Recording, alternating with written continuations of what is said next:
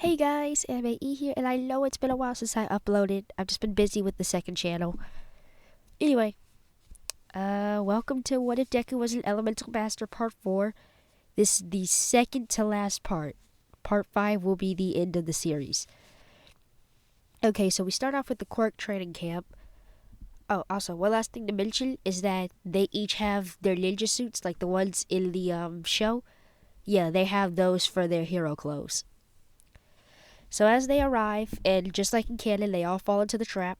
However, Kaminari, Todoroki, and Deku, just also known as the Ninja Squad now, just summon their elemental dragons and fly to the end. They each start making food and prepping everything as an apology for leaving everyone. Everyone's pissed off at Todoroki and Kaminari, but they stay away from Deku because they all saw what happened to All Might, and they don't want the history to repeat itself, except onto them. Deku is a bit annoyed when he realizes this and tells them that you all are scared of me because I came at All Might with 50% of my power. And everyone else just stops and gives a look, meaning, wait, you didn't go all out? Even Kaminari and Shoto are surprised, like, what do you mean 50% power? When Deku realizes that they think he went all out, he just starts laughing and says, wait, you guys thought I was at full power? Everyone answers with yes, and Deku says, if I went all out on All Might, he would have died for Jade when I asked him to buy time. Everyone is shocked and all agree to not make Deku mad, and even Bakugo agrees with this. And you know it's serious if Bakugo agrees. Now, skipping forward, the Mineta scene never happened since Jade, Sparky, and Peppermint are on guard, aka the Elemental Dragons. And so when Mineta did try to climb up the wall, he got energy blasted from Jade, he got electrocuted from Sparky, and, well, he got burned from Peppermint. Kota did get scared by Jade when he went on the attack, so Deku saved him from falling, and just in canon, the Pussycats told them about Kota. Or Kota, I can't remember the pronunciation of it. Okay, so the next day, Tiger asks for someone with a strength augmenting quirk, just like in canon, in which Deku steps up since the earth element does make him super strong. While this is happening, Class 1A has grabbed chairs, popcorns, and some damn drinks because they know Tiger's about to get his ass handed to him on a silver platter. Class 1B is confused as to why Class 1A is doing this. And Deku, not wanting this fight to last long, decides to use air jutsu and flies up on a tree branch. He then dives off, activating his energy element, creating sort of like a barrier of energy around him. Kind of how like Lloyd did in Season 3.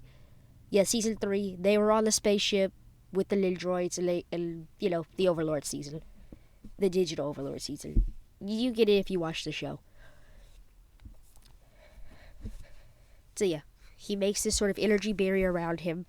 And when he hits the ground, he releases it, creating a massive shockwave that sends Tiger flying. Deku catches up using Spin Jutsu, and when he finally catches Tiger, he uses the earth element to break his fucking ribs, just knocking Tiger out instantly.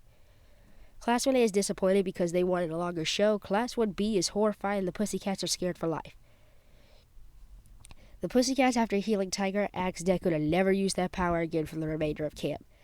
Deku responds with no promises, and if something happens, I will not hesitate to use that. With that, on to the villain attack. When the villains arrive, Deku goes to check on Kota and saves him from dying by Muscular. So Deku makes it to Kota and throws him onto Jade and tells Jade to run away and get to safety. Deku takes a good look at Muscular and just decides, I don't really have anything to counter that, so he just starts using anything he can. He starts off by using Spin Jutsu to tear at his ligaments, basically just rushing him with Spin Jutsu. And so while this is happening, Jade finally comes back, and with that, Deku freezes Muscular in place, and Jade uses lightning to shock him to death. Like, he used about as much lightning as in the electric hair, except way more because of the muscle ligaments.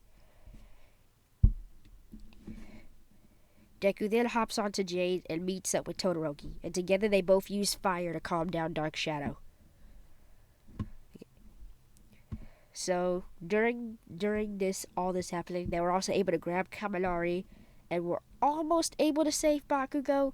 However, the marble that Bakugo was in was thrown into Nami, who was already like 95% in the portal. So most of the class has become frustrated and upset that they failed, except Deku. He's laughing his ass off and preying on Bakugo's death and downfall. If you don't know why, watch the rest of the series. You'll get the point. Specifically part 1.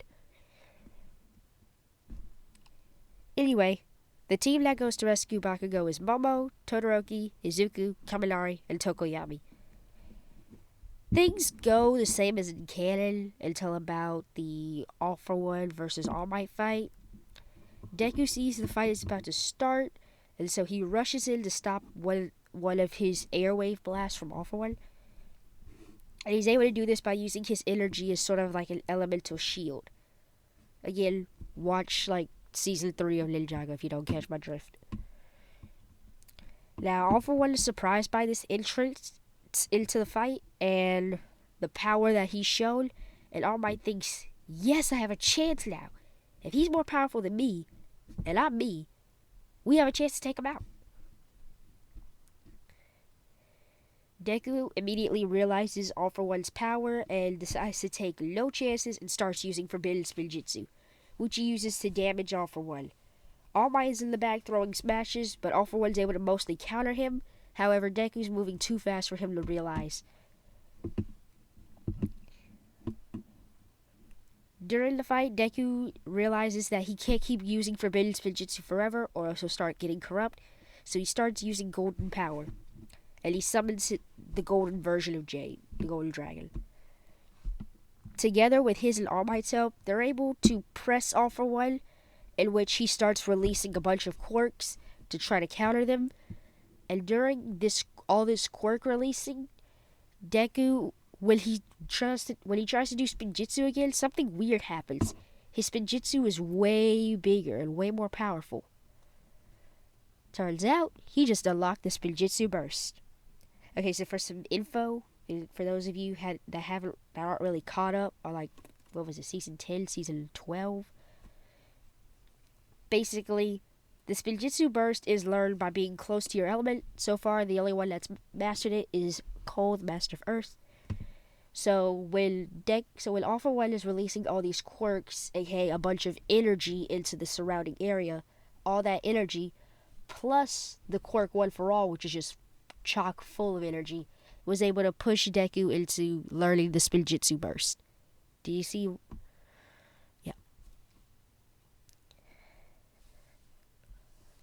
So with that done, Deku was able to use the Spinjitzu Burst, and together during this brief moment of using the Spinjitzu Burst, he gains way more strength, and together by using an Earth Elemental Punch mixed with, All Might's United States of Smash, they were able to knock out All For One, defeating him and putting an end to his reign.